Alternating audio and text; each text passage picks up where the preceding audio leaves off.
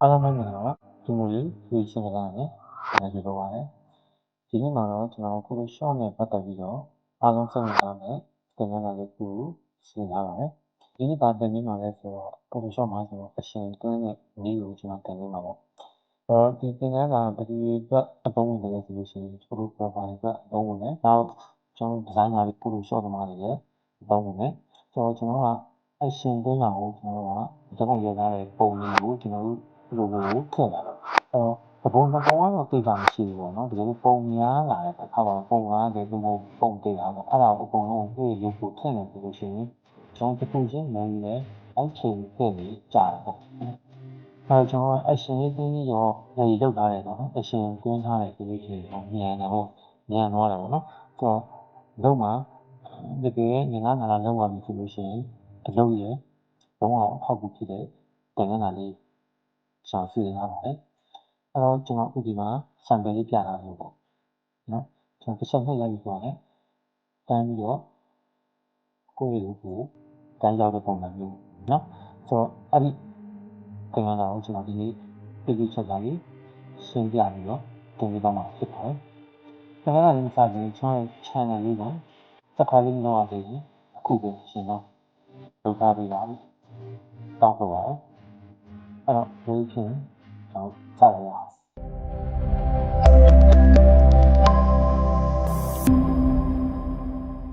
တော့ကျွန်တော်တို့ကိုထည့်ခြင်းနဲ့ပုံပေါ့နော်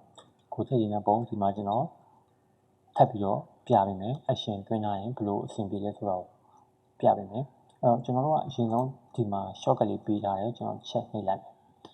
အဲ့တော့ကျွန်တော် site ချိုးဖို့တော့ပါကျွန်တော်ကတခါလေး ready လုပ်ထားတယ်ပေါ့နော် site ချိုးဖို့တော့ပါကျွန်တော်တခါလေးလုပ်ထားတယ်အဲ့တော့ကျွန်တော်က site ကိုဒီမှာ file 7 file လုပ်ထားတယ်ပေါ့နော်ဒါထားပါတော့ဒါကကျွန်တော်ပြီးမှတစ်စင်းကြီးကျွန်တော်ရှင်းပြသွားမယ်နော်ကျွန်တော်file 7 file ကိုကျွန်တော်အရင်ချိုးလိုက်အောင်နော်ဒါကကျွန်တော် info ပဲပြတာနော်ပြီးကျွန်တော်တခြားလေးပြန်ပြပေးမယ်အဲ့တော့ဒီမှာ file down နဲ့ logo ရှိနေအောင်ကျွန်တော်သွားရမှာပေါ့နော်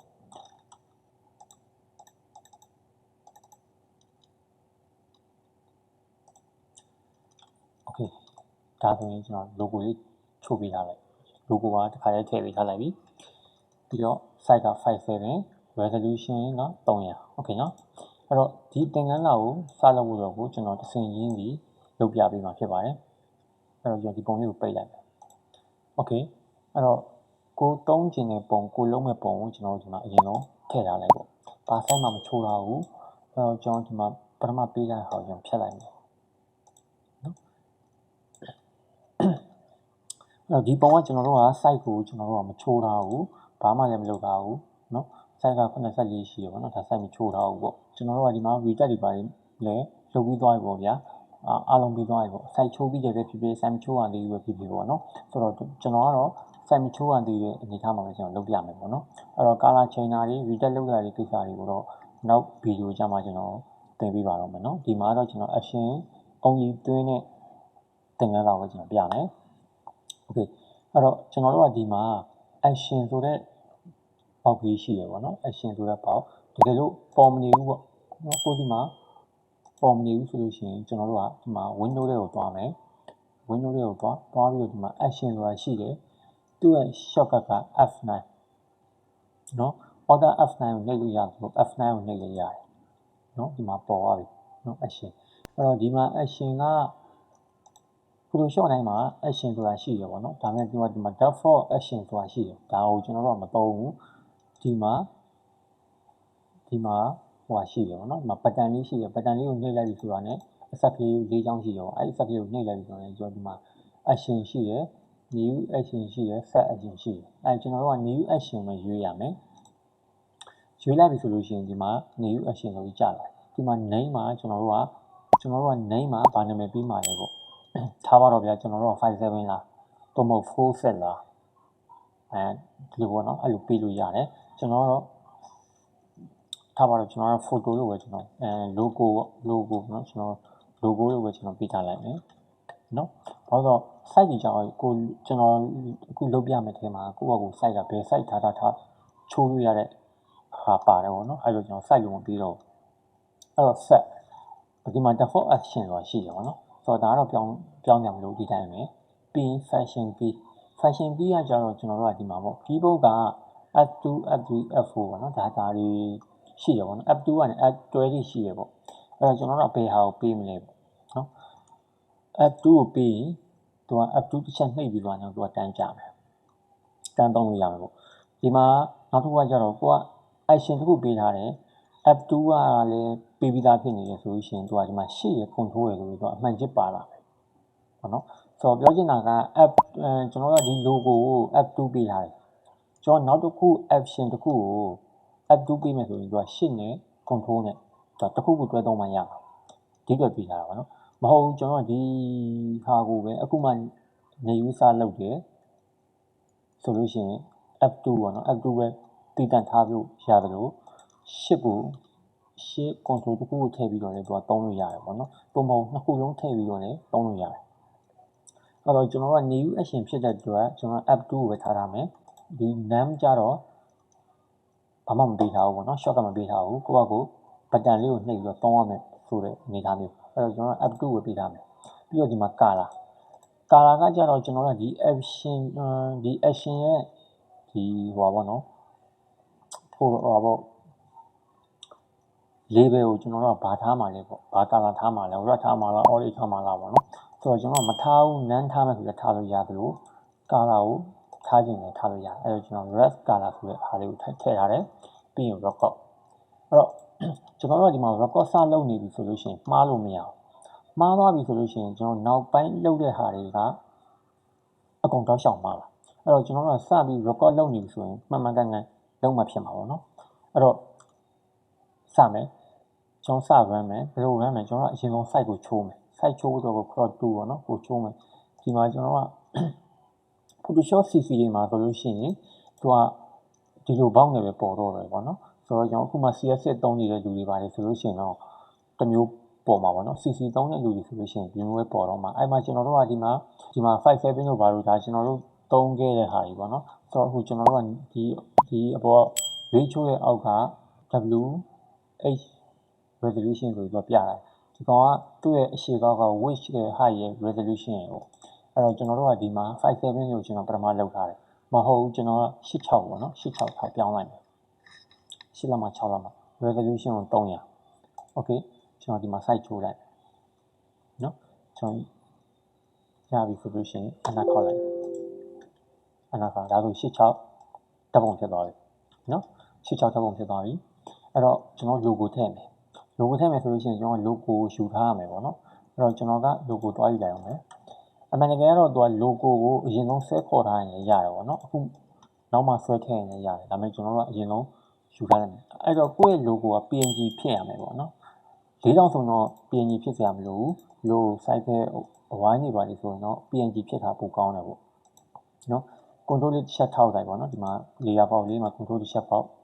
ပြီး control C လေးနဲ့ copy ယူထားလိုက်ယူထားပြီးတော့ကျွန်တော်ဒီမှာသွားပြီးတော့ control V လေးနဲ့ချလိုက်နော်ချပြီးတော့ကိုထားခြင်းနေအောင်တခါတည်းရွှေ့လာလိုက်ဘယ်နားမှာထားခြင်းလာလဲနော်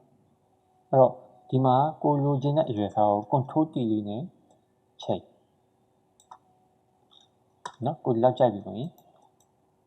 လောက်တယ်โอเคနော်အဲ့ဒါဆိုလို့ရှိရင်ကျွန်တော်ပြီးရင်ဘာလုပ်မလဲ layer ပေါင်းမယ်ကျွန်တော်တို့ဒါဆိုပြီးပါပြီ layer ပေါင်းသွားပြီပေါ့နော် layer ပေါင်းသွားပြီဆိုလို့ရှိရင်ကျွန်တော်စေ့မယ်ပေါ့နော်အရင်ဆုံးစေ့မယ် CS တော့ကိုကလမ်းကြောင်းကြီးပေါ့နော် layer စေ့ရတော့မတင်သေးတော့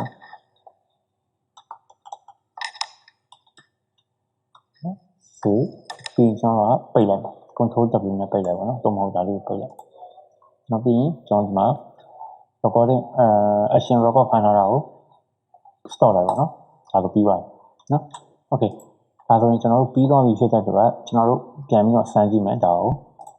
ကိုလိုရင်းတဲ့ပုံမျိုးဆွဲထည့်လိုက်နော်ထည့်ပြီးပါပြီထည့်ပြီးပါလို့ရှိရင်ကျွန်တော်ဒီမှာပါပေးထားတယ် F2 ပေးထားတယ်အဲ့တော့ဒီနေရာမှာ action လေးတစ်ခုဒီနေရာမှာပြောချင်တာကကြတော့ကျွန်တော်တို့က crop မှာဒီရဲ့ချက်မှတ်မှာပေါ့နော်တစ်ချက်ပြီးတော့တစ်ချက်နှိပ်ထားရမယ်ဘာလို့လဲဆိုတာကျွန်တော်ရှင်းပြမယ်ပြီးရှင်ဒီ open ဆိုတာက logo ရွေးတာပေါ့နော်ကိုက logo 2မျိုး3မျိုးလောက်ရမယ်ဆိုလို့ရှိရင်တော့ဒီ open လေးကိုချက်မှတ်တာပေါ့နော်တကယ်လို့မဟုတ်ဘူးမလိုဘူးပေါ့နော်ကိုဟာတစ်ခုတည်းပဲဆိုလို့ရှိရင်တော့မှတ်စရာမလိုဘူးဒီကောင်ကကြတော့ open ဆိုတာကျွန်တော် file လမ်းကြောင်းသွားရွေးတဲ့ညာမျိုးမှာသုံးတာပေါ့နော် ဆိုတော့ဒါကိုကျွန်တော်ဟောဒီဖြုတ်ထားမယ်ပြီးရင်ကျွန်တော်ဒီမှာtransform နော် transform မှာကျွန်တော်က logo ကိုလိုချင်တဲ့ site ပုံစံမျိုးဟိုပါပေါ့ရွေးတာပေါ့နော်ရွေးတာဖြစ်တဲ့အတွက်ကျွန်တော်ဒီမှာဒါလေးကိုဟိုပါပေါ့ချက်မှတ်လေးနော်ဖွင့်ဟောပါပေါ့ဖွင့်ပေးထားမယ်နောက်တစ်ခု save တာကြတော့ကျွန်တော်တို့ကဒီပုံမှာပဲဖြတ်စိမယ်ဆိုလို့ရှိရင်တော့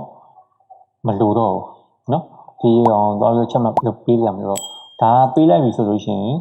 ကျွန်တော်ကလမ်းကြောင်းရွေးမယ် finding ပေးရမယ်ပေါ့နော်ဆိုတော့ဒါကိုကျွန်တော်ဖြုတ်ပြီးတော့တစ်ခုလုပ်ပြရမယ်အော်ဟောပါတော့ဒီတိုင်းကိုကျွန်တော်တစ်ခုလုပ်ပြရမယ်နောက်တစ်ခုကြားလို့ဆိုလို့ရှိရင်ကျွန်တော်အကုန်လုံးဖြုတ်ပြီးတစ်ခုလုပ်ပြရမယ်เนาะโอเคဒါဆိုလို့ရှိရင်ကျွန်တော်ဒီဆင်းရရအဲ့တော့ကျွန်တော်ကဒီမှာ keyboard ကနေပြီးတော့ F2 ကိုဖြတ်နေလိုက်ဒါဆိုလို့ရှိရင်ဒီမှာ cross ဆိုတာ cross မှာကျွန်တော်ဒီမှာလေးပေးထားလို့ချက်မှတ်ပေးထားလို့သူကဒီမှာ site ကိုရွေးခိုင်းနေတာကိုဘယ်လိုမျိုးလဲပေါ့နော်ကိုယ့်အကူ site ချိန်ရမှာပေါ့နော်ဒါလေးကကြတော့ okay ပြီးသွားပြီဆိုလို့ရှိရင် enter လေးချက်ခေါက်လိုက်ဒါလိုဆက်သွားနေဒါကဒီမှာဘာလို့ပေါ်လာလဲဆိုတော့ကျွန်တော်တို့ကပေးမှလားကြီးမှလားဆိုပြီးဒီမှာချက်မှတ်ဟောပါပေါ့ချက်မှတ်လေးပေးခဲ့လို့ဒါမျိုးလေးဖြစ်နေတာပေါ့နော်ဆိုတော့မလိုတော့ဘူးဆိုလို့ရှိရင်ဒါကြီးဖြုတ်လိုက်ပေါ့နော်အဲ့တော့ကျွန်တော် enter ထွက်လိုက်ဒီမှာဘာလို့ CN ဘောက်ထပ်ပေါ်လာလဲဆိုတော့ဒီမှာကျွန်တော်ကပေးထားလို့နော်အဲ့တော့ကျွန်တော်ဒီမှာတစ်ခုထည့်လိုက်ပြီးဒါလိုပိတ်သွားတယ်โอเคနော်အဲ့တော့ကျွန်တော်ဒီမှာအကုန်လုံးကိုပြန်ပြီးတော့ပြန်ပြပေးမယ်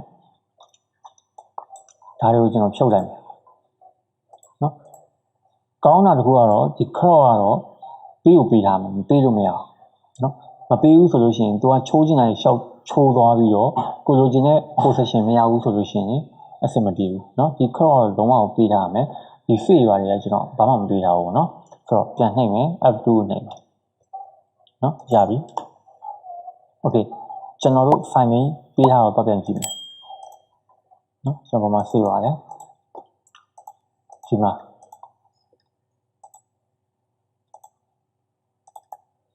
เนาะဒီမှာဟုတ်ပြီเนาะရှင်းလားမသိဘူးကြမရှင်းဆိုရင်နောက်တစ်ခေါက်ထပ်ပြမယ်တခြားပုံနဲ့ထပ်ပြပေးမယ်เนาะအဲ့တော့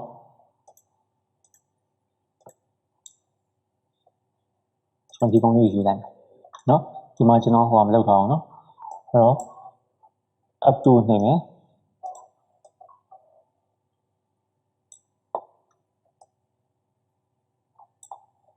အနာခောက်ပြီ okay ဒါဆိုရင်ကျွန်တော်ကြွက်ကြည့်မယ်ဒီမှာဟုတ်ပြီနော်ဒါဆိုလို့ရှိရင်ကျွန်တော်တို့ကသူကတန်းပြီးတော့ဒီမှာ file name နဲ့ပေးထားတယ်နော် file name မှာတခါလဲသူကပေးသွားပြီ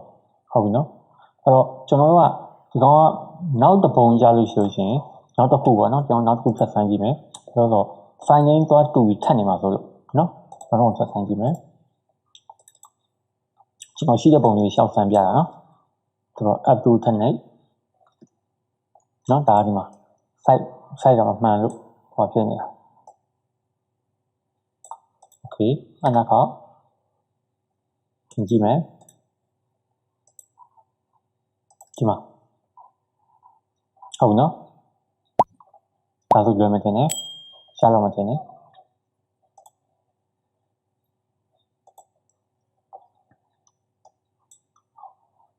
နော်ဒီတော့ဆိုရင်